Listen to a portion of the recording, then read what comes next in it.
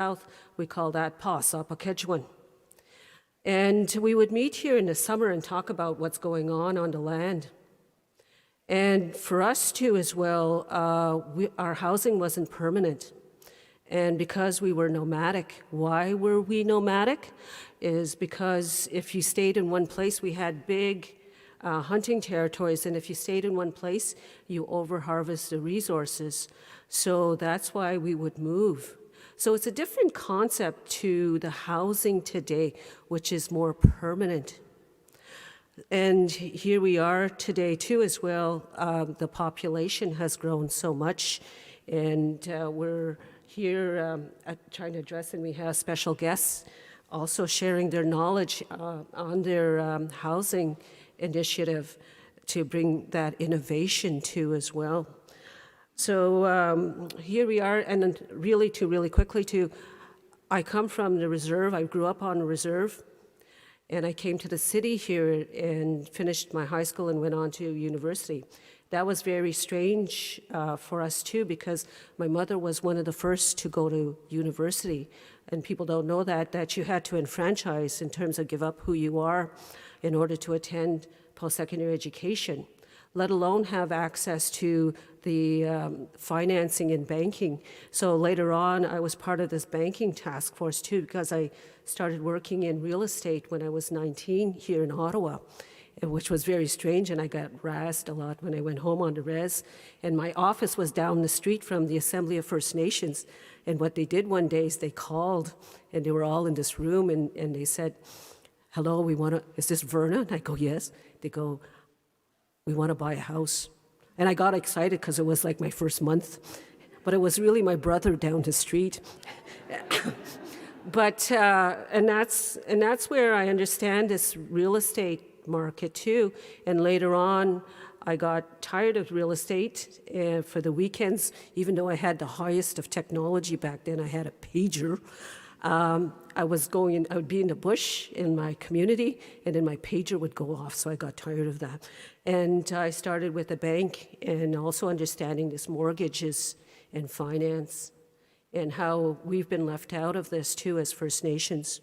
So I'm very honored to be here today too. So I'm going to just say an opening prayer. The other thing too, really quickly, I say this often too, the confluence of the rivers here is similar to a medicine wheel. This represents a medicine wheel. There's many teachings to that. One of them, when we were kids, was also too as well, we were told it represents the 4 colors of people on this earth. And we were all given the original teachings of being caretakers of this earth. It also represents the 4 directions. You have the north, south, east, west. The sun comes up in the east, goes down in the west, cold in the north, warm in the south. Although our climate change is changing that to the north is a little bit unbalanced. The other part is it represents too as well your emotional, physical, spiritual, and mental. And homelessness impacts this emotional, physical, spiritual, and mental. At the center represents balance. And I always find that funny too, that Parliament and Ottawa is at this confluence too. And so I watch CPAC sometime, and when they're arguing, I said, oh, they're out of balance. No. But so on that note, I'm just going to honor you, and I say, and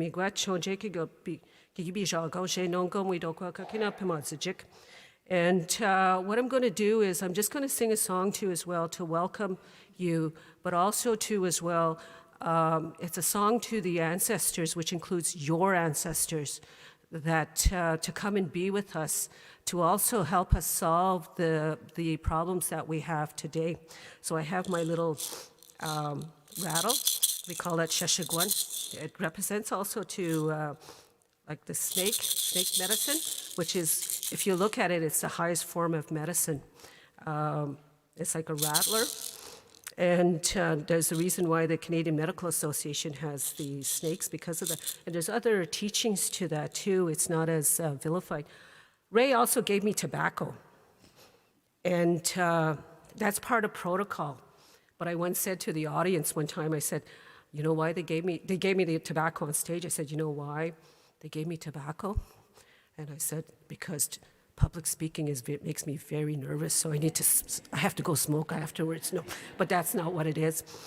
The tobacco is the first gift given to us traditionally, and anytime you harvest anything from the land, you give a little tobacco offering.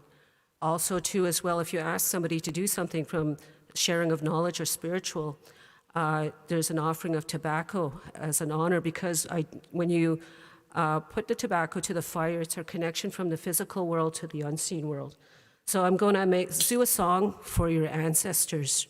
And so really quickly, so if you want to stand, you can. If you can't, that's okay. So it goes like this, because our songs are our prayers.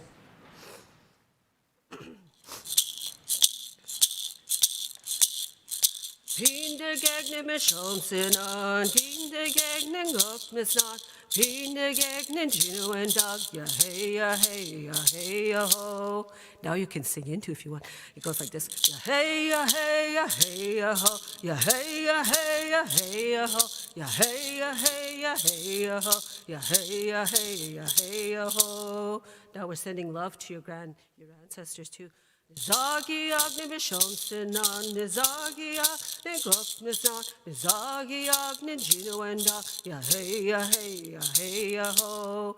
You ready? This is your last chance. Ya hey ya hey ya hey ya ho, ya hey ya hey ya hey ya ho, ya hey ya hey ya hey ya ho, ya hey ya hey ya hey ya ho. I sing this too to honor the knowledge that's going to be shared tonight. So I say a big thank you.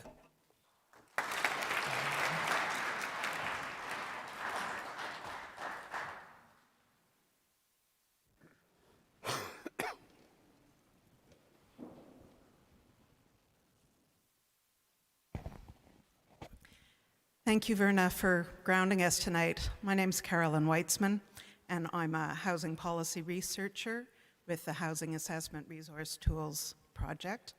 HART works with all levels of government to examine who needs what housing where and at what cost and how to enable it. But you don't need to be a researcher to know what ends homelessness. We did a big project 10 years ago called At Home Chez Soi, the world's largest Housing First pilot project. It saved lives, it saved money. Then we stopped. What we know ends homelessness is low-cost housing with adequate health and social supports. We know what saves lives. It's for Indigenous, by Indigenous housing to address ongoing cultural inadequacies and injustices in the housing system. It's adequate income to afford housing, and it's preventing evictions into homelessness. We know how to do it. We just lack the political will to do what works. And I can't think of anyone better to get to the bottom of how to learn from what works than Catherine Cullen. Catherine is the host of CBC's award-winning program, The House, on CBC Radio and CBC Listen, and a senior reporter in the Parliament Hill Bureau. It's certainly a Saturday morning ritual for me to listen to Catherine. Catherine's also a familiar face to viewers of the National and the CBC News Network's Power and Politics. Catherine's worked in Montreal, Vancouver, Toronto, and Ottawa, and has guest hosted a wide variety of CBC programs from The Current and As It Happens to The World Report. Over to you, Catherine.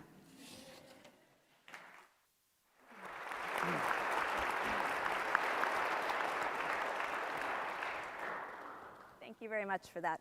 So welcome, everyone, to Ending Homelessness is Possible, Lessons from Finland. Everyone can hear me okay? No, yes, in the back. Can you hear me in the back? You can't hear me in the back. Thumbs up. Okay, well, I'm going to keep talking, and our marvelous friends working sound are going to fix this. But if we still have problems, holler at me. Tonight, we're going to learn more about the remarkable progress that Finland has made in reducing homelessness. They are a country of about 5.5 million people, yet they have only about 3,000 people living without housing right now. They are the only country in the EU where homelessness is now on the decline, and their goal is to eradicate homelessness by 2027. Now, let's contrast that with just Ottawa, right? Just the city that all of us here are in tonight. We have folks listening virtually. The Alliance to End Homelessness Ottawa tells me that the latest statistics for the city show the numbers are jumping up yet again.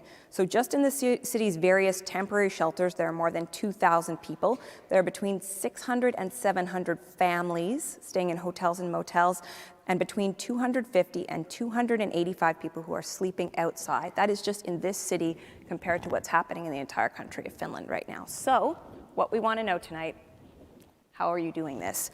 Here in Canada, where encampments are a reality in most cities across the country, even in the depths of winter, at a time when rising prices and housing scarcity is adding to pressure, can we borrow from Finland's success? Can we and should we do more of what you're doing here? So we've got a great mix of perspectives, as you can see on the stage tonight, to talk about this, all the way from Finland, 2 members of the Y Foundation, key players in the effort to end homelessness in Finland. They describe themselves this way: we rent affordable homes and eliminate homelessness. We're publicly beneficial and politically non-committed as an actor. They're Finland's 4th largest landlord, and they are big believers that this model can be exported elsewhere in the world. Teija Ojankoski, I'm sorry, Teija, is the Y Foundation's CEO, and Juha Kahila is head of international affairs. We have a couple of Canadian guests as well. Fraser, Canada's Minister of Federal Housing, and Jocelyn Formsma is the CEO of the National Association of Friendship Centres. She's also board chair of the National Indigenous Collaborative Housing Inc., NICHI, and she's a member of the Moose Cree First Nation in Northern Ontario. Now, I have to admit, as someone who hosts a political show, when I have a cabinet minister in front of me, my first instinct is to put him on the hot seat. But tonight we're going to do things a little bit differently. Put your feet up. Yeah, at least to start. I think it's really important that we spend some time on this question of what Finland is doing. We're going to try to understand what their model looks like and why it has been successful in reducing homelessness. Then we're going to turn to the Canadian perspective, and we're going to get some thoughts from both the minister and Jocelyn. Also to make sure we have a clear picture of what's happening in this country in terms of the existing programs and where there is clearly room to improve. I will say, while I would like you all to think that the minister might just wilt under the weight of my questioning when he runs off stage at 9 o'clock. He does have a flight to get to, and we're going to do our best to respect that and just excuse him when we sort of hit that mark. But I do hope that there's a bit of time at the end for all of us to just really exchange about what we've heard from the different perspectives and what will and won't. I don't even want to presuppose that, but what we can learn from one another, and particularly, obviously, what we can learn from the 2 of you. So, everybody ready? Let's get started. Juha, I want to start with you because the whole idea of what you're doing in Finland centers around this idea of housing first, and that has a very particular definition for you folks. So help us see what that looks like. What is housing first in Finland?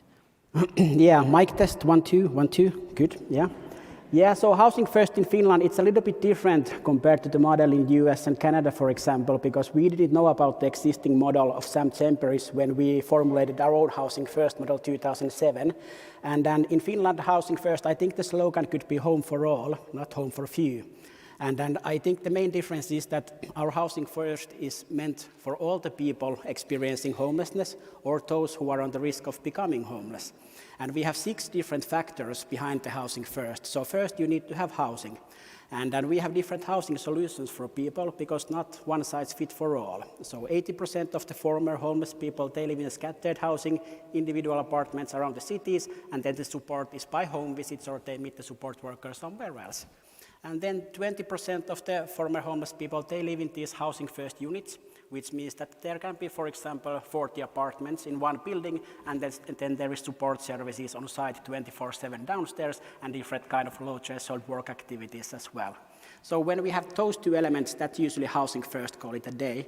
But we are not stopping there because we know that housing first doesn't work without having actually the housing first. So that's we have a quite sizable affordable housing stock in Finland. So we have around 400,000 affordable homes in Finland, and of course we want to link those homes also to the housing first program. And then, yeah. really see what that looks like. Obviously, this has changed the lives of a lot of people. Can you tell me the story of one person who has gotten not just the housing, but those support services and seen it change their lives? Yeah, well, there is this one guy who is living one of these housing first unit. I won't mention the name, but he's a man. He used to be a homeless people for many years. And just recently there was BBC documentary about the work we are doing in Finland, and there he mentioned that, without the home and the support, the other options would be jail or 6 feet under. And now he's doing great work in the unit. He has home of his own. He gets the support he needs. He takes part to the low threshold work activities. He's cooking the lunch for everybody in the building every day and these kind of things. So I think that gives a quite good preference what it's all about. It's saving lives. So when you talk about the support services, what kinds of supports might those be? Support has to be always tailor-made, so whatever is people's challenges, they might have mental health issues, substance abuse issues, or some people need just a little bit, how to change a light bulb, for example, how to make a nice dinner, so you don't need to use the microwave. So the support needs, they vary a lot, and that's why the support always has to be tailor-made for each individual needs.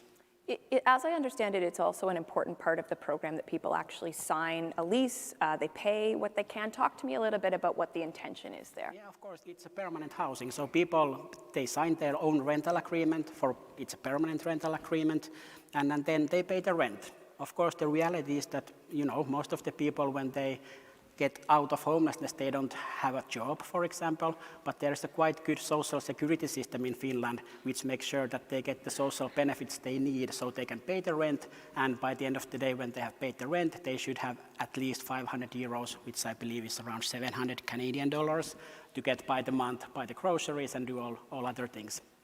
There are a lot of interesting things that surround this. One thing I found quite striking reading about it is that there aren't shelters right now in Finland in the way that we understand them here in Canada. Tell us about that. Yeah, you are correct. So when we started Housing First 2008, one of the main things was that we knew that we need to change the whole system.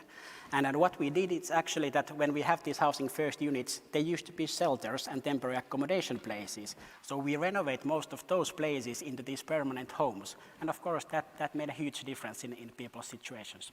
So right now, if someone finds themselves homeless in Finland, though, what happens?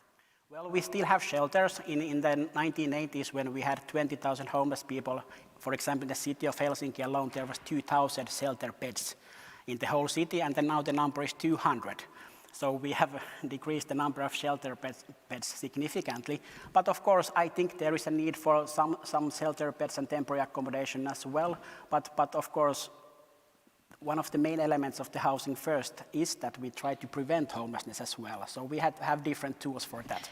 If I understand, you have almost, let me use the word task force, I don't think that's the right word, but a dedicated groups who their function is to prevent people from becoming homeless. So we have these housing advice services. So that means that if anyone in Finland has some kind of problems to pay the rent, or they have disturbances with the neighbors, or any related issues with the housing, they can contact these housing advice services, and they will do everything in their power to help you in your situation.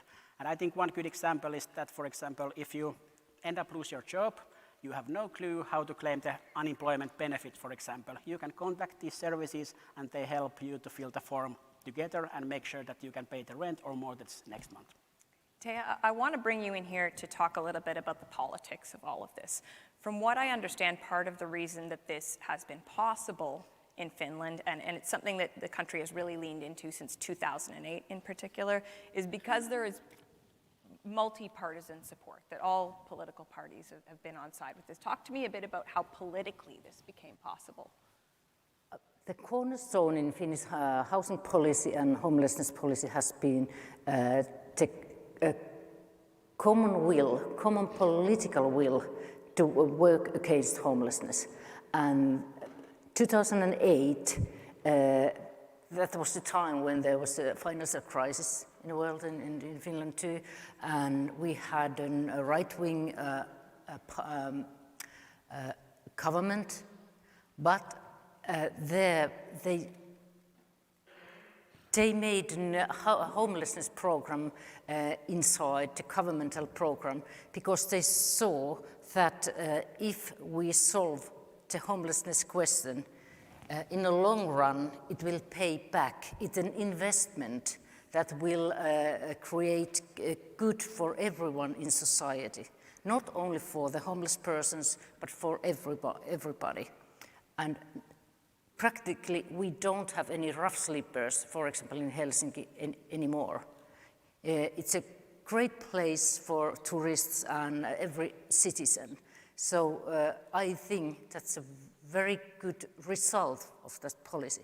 But then it wasn't easy at all. Because all the parties negotiate and there's a debate and different perspectives, what is wise to do, is this just waste of money or so, but they found a common will. And since 2008, every government has got also a homelessness program in the governmental program. So that has been, and it has became a tradition to do that. And everyone can see that the results has been very good. I'm fascinated by that moment of the political light sort of turning on. Was there public pressure that led to that, or was this really the government at the time seeing that this was something that would be appealing to constituents? Both. For example, the homelessness question, it created a difficult situation in the capital area, in Helsinki, for example, and the old methods didn't solve the problem. It stayed, although we have done pretty good work before. Then a powerful minister, Jan Vapaavuori, from the National Coalition Party, he had that vision that this is solvable, and he founded a group who made the ideas, how to solve this, what's the right way to do, and that was the moment when that group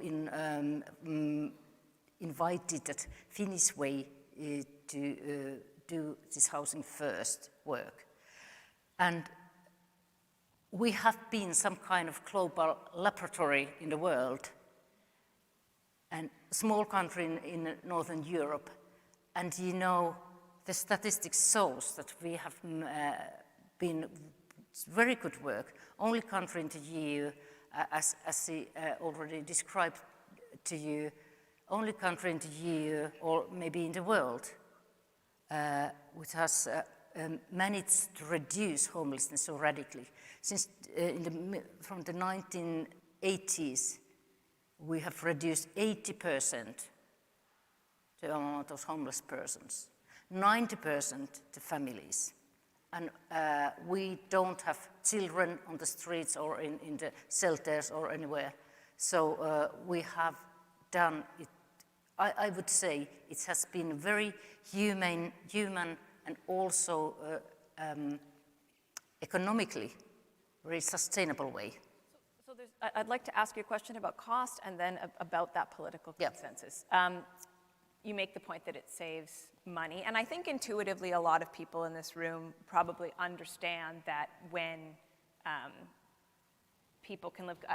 When I looked at your principles, one of them is normality, right? That yes, people who are part of this program, they're able to lead normal lives. They have normal housing, which just when you say it out loud seems like it should be so self-evident. Yes, right? and 2008, that was also a moment when we changed our mindset.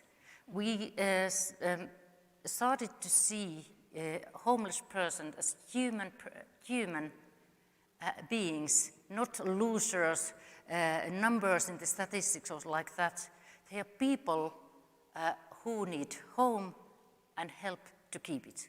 But was there something that really clinched that change in public perception? Like, how do you think Finland got there? I think those powerful persons and that powerful politician Jan Vapaavuori was the key person there. But why? You need powerful politicians to do this, because you can't make these so big changes through without politicians and political will and the money that they put there. And the state is one in crucial role, and the government is in crucial role. So the question of cost then, as I was saying, I think we all kind of intuitively understand that if people have housing and their needs are being met and they're not constantly in the emergency room or dealing with other kind of crises because of some of the problems that are a result in some cases of being unhoused, that especially in a country where we pay for healthcare, where the government is paying for healthcare, taxpayers are paying for healthcare, that would save money. But I still imagine that there's a significant upfront cost that comes with making decisions like that. So tell me a little bit about that part of the public discussion. We're going to have to put up a significant amount of money up front to become landlords, essentially. Yeah. Finnish government put in the first 4-year period, they put 170 million euros to that program, and a little bit less next year's. But after those years, we have made calculations that the costs would have been more if we haven't made those changes and made a practical program. It has to be practical, and there's no trick to make this just during this week. We don't get the results in 1 week. It takes time to change the system in society and in administration and everything, those in the system. But we made a practical program, put goals, and we kept them. We did what we planned and what we promised for people. We involved municipalities, the biggest cities there, the NGOs, the social and healthcare system for that, and everyone had a role.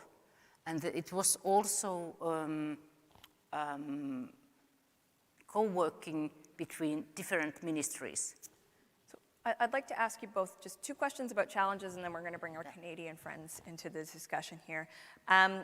One thing that struck me when I was looking at some of the challenges that the Y Foundation has identified in moving forward with the last stages of this was services for people, for drug users. Here in Canada, we're dealing with a massive toxic drug crisis. It's certainly something we've talked a lot about on the program that I host. 22 people are dying on average every day of and so there is already an enormous challenge in this country to have adequate services to help people who are suffering. When you're trying to create a system where there are wraparound services and there's already a lack of services, tell me, how do you see that playing into the challenge of trying to set up a model like you're talking about? It wasn't easy because maybe first, for example, some social workers didn't believe in this housing first model. It was a big change in mindset, but step by step we started to do that, and but of course to tailor-make the support people need, it needs time, and it has needed 2 decades now that we have created the system to work properly, and it has been adapted in the social and healthcare structure in the inside the services. So it need you need time, and you have to be patient. Yes, sorry. Sorry, we have talked so much about this subject during 2 days. So, but sorry for that. Not at all. But you have to be patient. So the one other thing I want to point out that really struck me, maybe Juha, I'll have you weigh on this, is how much the levers of power were in control of governments and social organization. Helsinki owns 60,000 social housing units. 1 in 7 residents live in city-owned housing. It also owns 70% of the land within city limits, runs its own construction company, and has a current target of building 7,000. A city planner said, we own much of the land, we have a zoning monopoly, we run our own construction company. That is not the situation. Minister Fraser, I'm sure the word jurisdiction I'm sure the word jurisdiction will come up tonight. That's not how it works around here. And I just wonder, as you, you're promoting this model, you've had such great success with this model, but surely not having control of so many levers is a challenge when other areas try to export what you're doing. Juha? Yeah, maybe I can just add to the drug-related problems and the rehabilitation that, yeah, it's not a perfect model in Finland, and we really have challenges regarding the drug rehabilitation. So, for example, if I was using drugs and I have a momentum today, I go there and say that, hey, I want to enter into rehabilitation, and they would say, that's nice, you will come back in March. So there is still challenges around that, and we need to work them around. So it's not perfect or sugar-coated anyway. And there is also one statistics in where what we are really not proud. So Finland is the #1 country in Europe when it comes to drug-related deaths among young people. So there is still a lot of work to be that we need to be addressed and do and be careful. But of course, yeah, like you mentioned, for example, in the city of Helsinki, they own 70% of the land, and their goal is to have 25% of affordable housing in all the new living areas, and so on. But all of those things are based on a political commitment and political will on a municipality level, and then on a federal level as well. So there needs to be this kind of collaboration between the municipalities and the government to make these kind of things work. And for example, the Helsinki goal to have 25% affordable housing, they have a commitment with the government. It's not a legal thing or anything, but they have a commitment contract with the government that, hey, this is something that we need to do. And of course, when they do this kind of commitment, there is also government who is putting some money to build those affordable homes. So there is state subsidized housing involved in this whole thing. In broadcast, we call that a beautiful transition. Exactly. And over to you. But I would like to get some reaction from Jocelyn, Minister. Minister, I'll start with you. Just what stood out to you about what you just heard? Look, it's a proof point that big problems can be solved. One of the things that I actually was really excited about coming here today was to be sort of a member of the audience and to take some lessons for the work that I get to do every day. The reality is we often complicate problems because they're big in Canada, and part of it's driven by some of the jurisdictional challenges we have for sure. But when you actually see somebody else who's solving the problem, whether it's another country, whether it's a community, whether it's a city, it gives me faith that it can actually be done. One of the things that is just obvious when you say it out loud but becomes complicated in a Canadian context is making the case across levels of government that you are going to actually accrue the savings that will manifest if you make the investment up front. But convincing everybody else that their level of government will accrue those savings is a real political challenge. One of the things that I find presents a unique opportunity for Canada right now is the challenges around housing, around homelessness, around inadequate housing when it comes to non-market housing, is everybody seems to have woken up to this fact. The federal government, provincial governments, municipal governments, Indigenous leadership, right across the country, I do get the sense that everybody's pulling in the same direction. Undoubtedly, we're still going to have a hard time making the case to say the federal government will fund all of the cost of given projects when it may be a city that saves on those policing costs or a provincial government that saves on the health services. But I think if we can create a culture where we all come together to identify that there will be collectively systemic savings if we make the investment, the question then becomes how are we going to do it, not whether we are going to do it. I do get the sense that even the direct housing expenses, when you are not dealing with people who have temporary stays in hotels, you avoid the cost of having to build out shelter capacity and are actually focused on building the housing and plugging people into the housing opportunity with the services that they need. That seems to be the starting point that we're at in our conversations today. I shouldn't say starting point, it's been a long time getting here. What gives me faith is that we've been returning into the game of investing in non-market housing since about 2017 with the adoption of the National Housing Strategy. It's not perfect, it hasn't solved every problem, I don't mean to suggest it has. But we had a 30-year period before that where the federal government of Canada made a decision not to be investing in non-market housing, and we're paying for it today.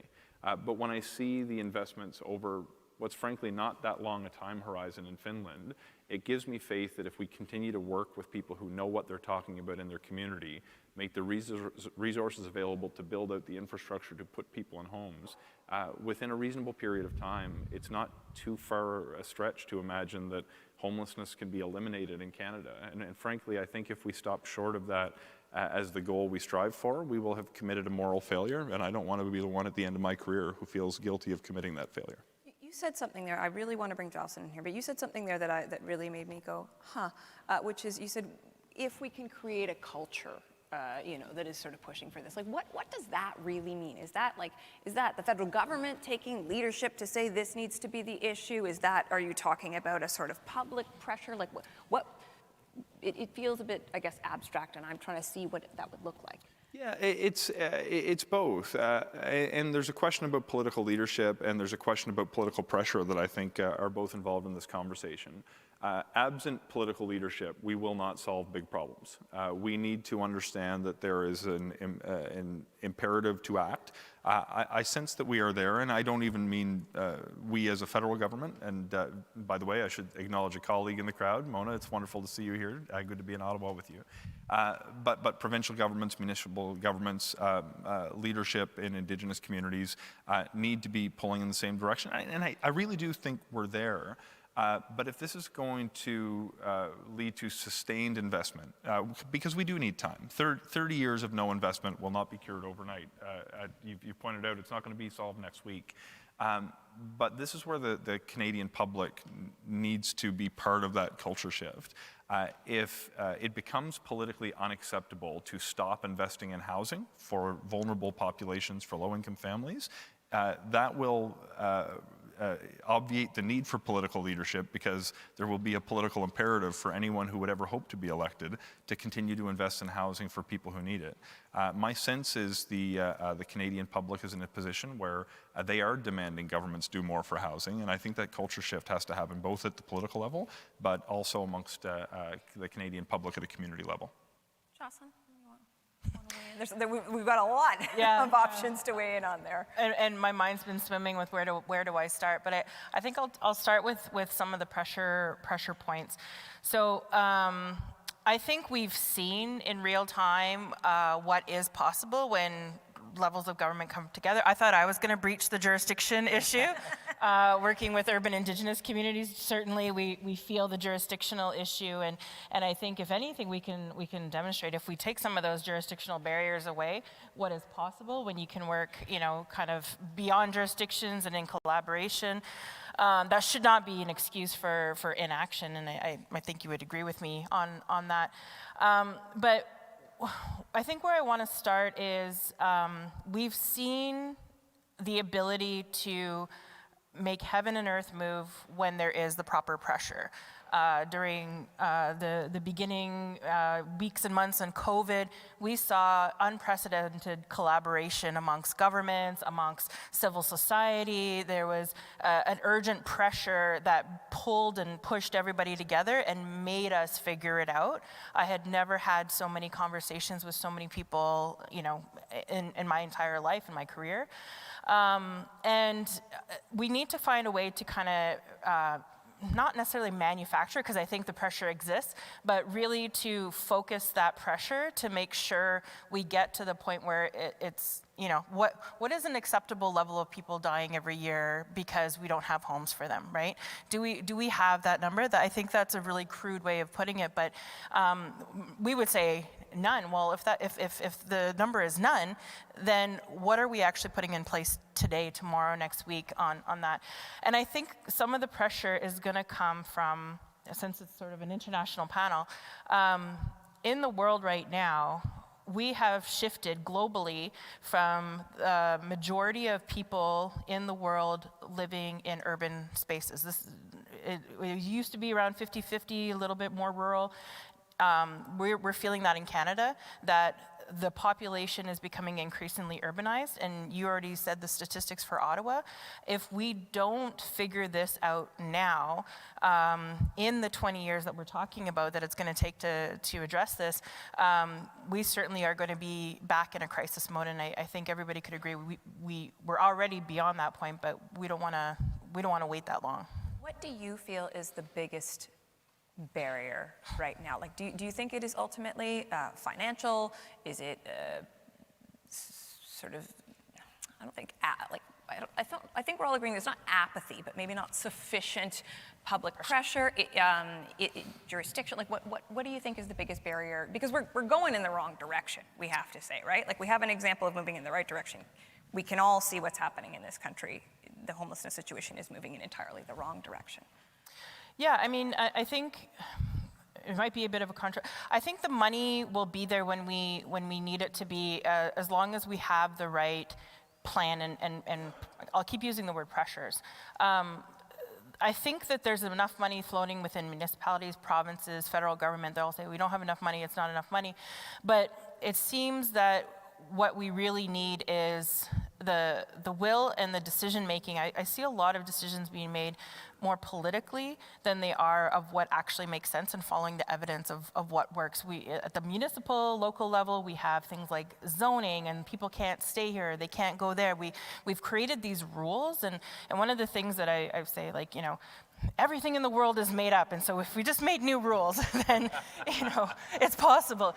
And I say it half jokingly, but I think, with zoning and with policies and bylaws and things that we've kind of put in place, we've actually made it harder for ourselves to move on things, and then with legislation and codes. So we've kind of prevented not only ourselves as societies from being able to create proper housing and homes for ourselves in society, but we've also prevented people from being able to provide for themselves. And we've seen, like, with you mentioned the encampments. So when people are saying, like, we're being failed by every single institution that's supposed to prevent this from happening to us, when we actually take it into our own hands to create our own housing and keep ourselves warm and care for each other, then, we have somebody coming with a bulldozer to take our belongings away. So we're not even allowing people to create something for themselves. We're saying that's unsafe, but we don't have an alternative for them. Minister, I'm curious about this model that we're looking at in the context of your broader portfolio. Like, they say housing first. We don't have enough houses in this country. Like, my goodness, not a day goes by in my world of the news that we aren't talking about the fact that there aren't enough houses. So how could Canada adopt a housing first model when we just don't have enough houses? Does that put this kind of model off the table for the medium term? Put the political will and the money questions aside, is it just not realistic for us right now? So, well, it was interesting. I caught a phrase that one of our guests used. I think you said you can't have housing first unless you have the housing first.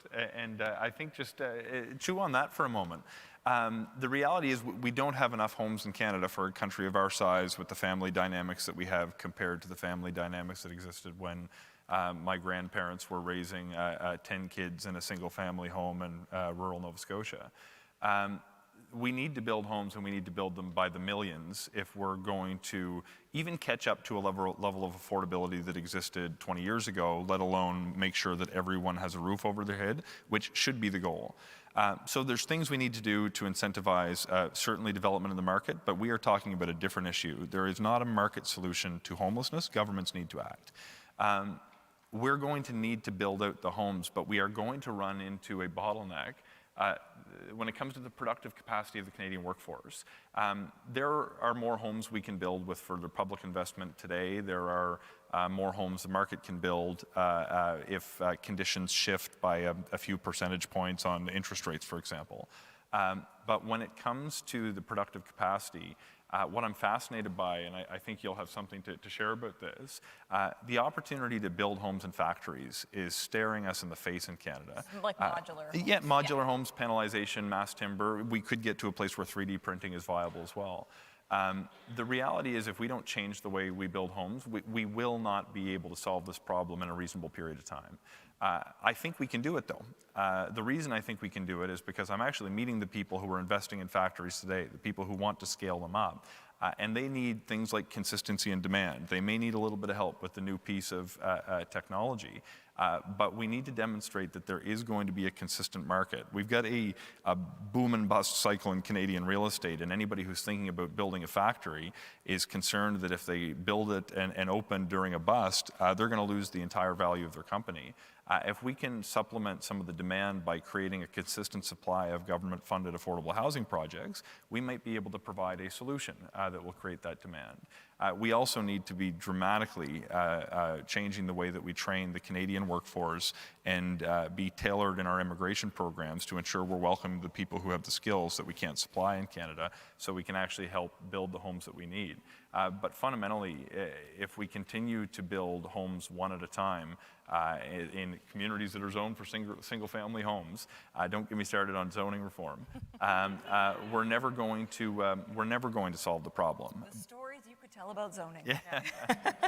I do want to ask you about one other aspect of this, because of course your government's been in power. Mr. Poilievre likes to say it all the time, 8 years of Justin Trudeau. You've been in power for 8 years now. And we are, I am not purporting to suggest that everything bad is happening is the responsibility of your government, but as we are discussing. It's actually me personally. But as we were discussing, the current situation right now in terms of homelessness is very difficult. Your government has put money towards specifically trying to address the issue of homelessness. Your Reaching Home program, launched in 2019, aims to reduce chronic homelessness nationally by 50% by the fiscal year 2027-28, set aside nearly $4 billion over 9 years. How's it working? You know, one of the challenges that we have is our ability to measure the success rate has been dramatically interrupted during the pandemic. It's actually one of the biggest concerns that I have about assessing the value of the program. I believe that it is working because I deal with the community service providers who are using the support that they receive through Reaching Home. One of the things that became really challenging, if you think about somebody who's operating a shelter, for example, they had a pretty steady flow of data in terms of measuring the number of people who were coming in at different times of year leading up to the public health measures that were put in place. When they were in place, they weren't able to actually count the number of people who needed service because they were at capacity as a result of having to space people out, having fewer people come in. Since then, a lot of people who were receiving services have become disconnected to the people who were providing the services, and there's been a very serious interruption in the information that we have about the success of the program. But dealing with the service providers, we believe from the qualitative information that it's still making a significant difference. I expect what we're going to have to do is look at additional supports for communities. I do believe that we can still actually meet the target outlined on the timelines indicated when the program was conceived. But realistically, we have to be thinking not about how we're just going to support people to help them now. We have to do that too. We have to complement the supports for Reaching Home with direct support for the capital expenditures to build non-market housing. If we don't have the homes for people to have a permanent solution, Reaching Home is going to kick the can down the road in perpetuity, and that's not an acceptable outcome to me. So my goal is to put us on a path to eliminate chronic homelessness in Canada, but I expect with a combination of some of the investments we're making in affordable housing, combined with the direct supports to community service providers through Reaching Home, we can still hit the target outlined when the program was conceived. Would that involve, I take your point about not having the data, but I imagine that would involve a pretty sharp decrease. It would have to, and one of the things that I struggle with as well is homelessness looks different in different parts of the country, and up until the last couple of years, there was invisible homelessness in my community. And when I say invisible, you may, if you are a service provider, come across it, but we didn't see people on the street. People would be spending a night or two at their friend's place, their cousin's place. They might stay at a shelter once in a while. It's hard to track things like that, but even in my small town in Nova Scotia, we have seen encampments. It's going to need a significant and sharp decline, but one of the reasons that I have some faith that we're getting there is for the first time since I've been a member of Parliament, which has been about 8 years now, every level of government in every part of the country seems to want to address the problem because no one feels like they can win a political argument on housing if there are people sleeping on their streets. And more than the political argument, I do sense that everyone in every political party I met is trying to make Canada a better place. And having people not have a safe place to call home is a social consequence I don't think anyone in politics is prepared to accept. Jocelyn, there is an Indigenous stream to an Indigenous homelessness funding stream. I know there was also a government announcement in June, $300 million of dedicated funding to getting housing built that I believe NICHI is sort of organizing the request for proposals around. Just give us a sense of how the current initiatives are going. Yeah, no, I definitely agree. Reaching Home has been a great program.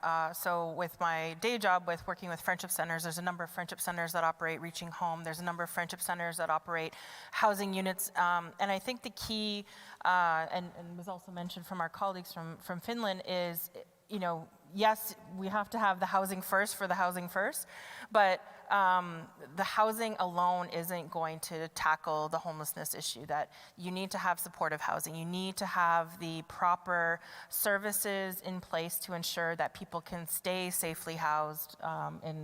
Once we have the housing.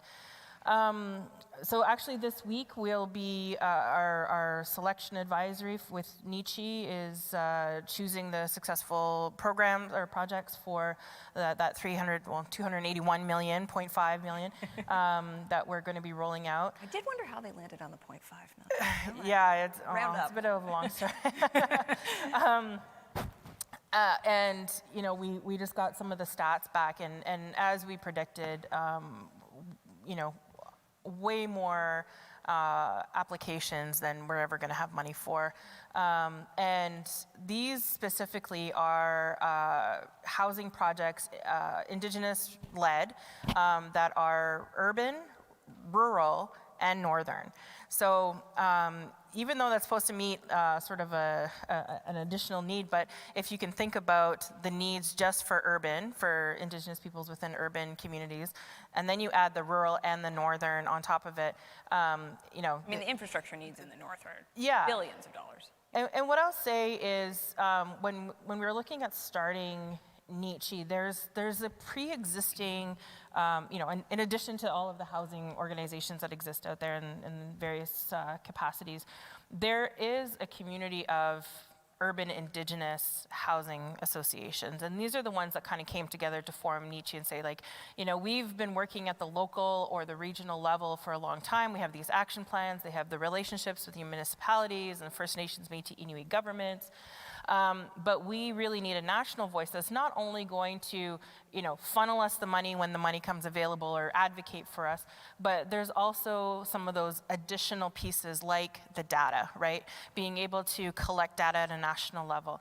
There's also the policy around it. So having an entity that can go to Finland and say, like, what are the best practices around the world, around the country, and how can we look at providing that support across the country for these housing providers, and finally connecting the housing providers to share best practices and also help build capacity in those areas that don't currently have capacity. So anybody can run a funding program. We can set up organizations to do that. We could do it. We've done it directly through government. There's other entities, but it was like this need for some of these other components to really incorporate why we needed an organization like NICHI. Okay, I think we're hitting Minister is about to turn into a pumpkin time. Do we have time for everybody to maybe give us one tight final thought here? And Minister, I'll start with you, but like, I think we're really talking 30 seconds, friends. Sure. So look, if there's faith I take from the conversations that I've had, and a sense of optimism, is that big problems are solvable, and we can solve them at this particular moment in time. And everybody really does seem to be pulling in the same direction. It's going to take investments that will help make conditions appropriate for building in the market, but it's going to take direct investments in non-market housing. We need to clean up the way that we zone so people actually can build the homes that will end the housing crisis, and we need to equip Canadian industry to actually get them built.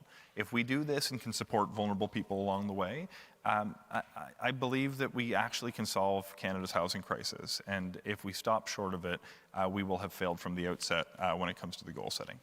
Jocelyn? Yeah, I think we need to tear down the jurisdictional wrangling between federal, provincial, municipal, and Indigenous governments. We get in our own way sometimes, and I think if we can put the agency, as much of the money, the agency, and the decision-making into the hands of the communities that are being affected, I think we'll be better off, and we'll see a lot better outcomes in the short term. Teija?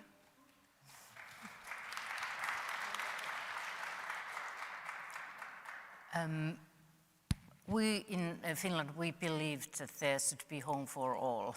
And we don't want to give advices for Canada what to do, but we give ideas. And I think you have all the tools, do the solutions, and find your own way to solve this problem. Juha, you want to add anything? Yeah, I think, we have a lot of words and a lot of discussions and a lot of visions, but at the end of the day, what we need to do is turn these discussions and words into action, because at the end of the day, action is the only... Action is the only thing that will actually end homelessness, and of course, always help is provided if needed. Excellent. Thank you all so much for your time, your insights tonight. I hope everybody found this worthwhile. I think we all learned something. Thank you very much. Thank you.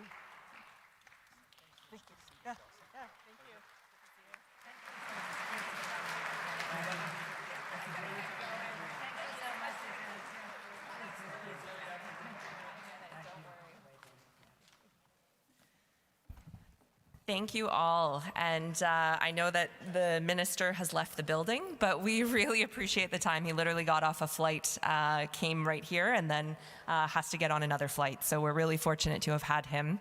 My name's Katie Burkholder-Harris. I'm the Executive Director of the Ottawa Alliance to End Homelessness, and we're just so grateful for this night and the opportunity. I want to thank, of course, Carleton and the Safe and Affordable Housing Grant, the Canadian Housing Renewal Association, their staff, and Ray. The last couple of days have been just moving heaven and earth to make this happen, as well as the HART project, the Housing Assessment Resource Tool with Dr. Caroline Weitzman.